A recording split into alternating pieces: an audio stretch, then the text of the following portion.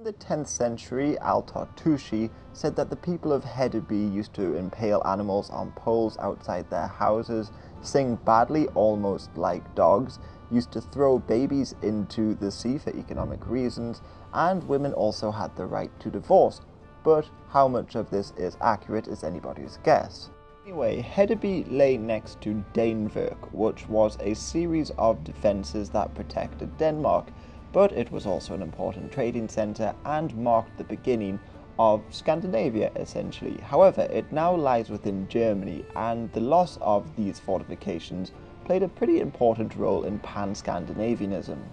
First, a little history. Now, at the height of Pan-Scandinavianism in the 19th century, Norway was in a union with Sweden, and it has been since the end of the Napoleonic Wars, when Sweden took Norway from Denmark after losing Finland to Russia. Now, Norway had been united with Denmark since the 16th century, and by extension also Iceland and Greenland. But from the late 14th century, for just over a century, the Kalmar Union had united most of Scandinavia. And going even further back, you had the North Sea Empire under King Canute, which united southern Sweden, Denmark, Norway, and even England. But I won't go into too much of the history around Pan-Scandinavianism because it sort of follows a similar pattern to other pan-regional movements after Napoleon.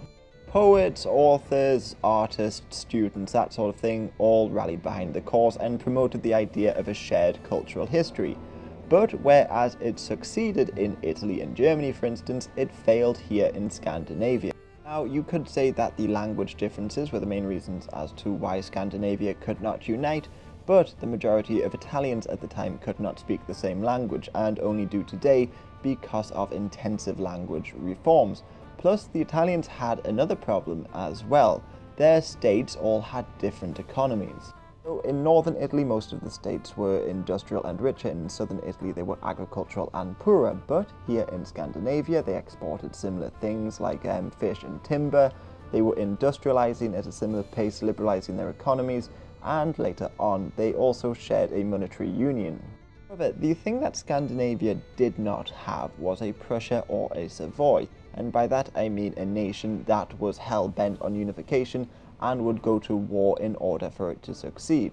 And this brings me back onto Danevik, the fortifications. Now, in 1848, Prussia went to war against Denmark, and Sweden agreed to help Denmark, and they were victorious.